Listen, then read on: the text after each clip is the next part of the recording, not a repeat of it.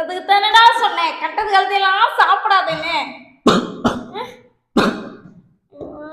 நான் என்னதான் செய்யறது? இந்த தண்ணி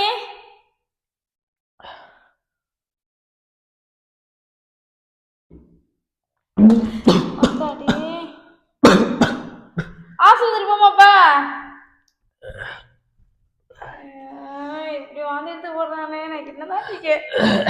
ரொம்ப நாள் ஆனதுக்கெல்லாம் குடிக்காதடா சாப்பிடாதடா சொல்லிட்டு தானடா இருந்தேன். என் உடம்பு தாங்குன்னு பார்த்தேன். ஜிம்பாடி வெங்காயப்பாடி இருக்கிறது எலும்பு கொடுத்தேன். சிம்பாடியா ஆனா ஆஸ்பத்திரிக்காவது போவோம்.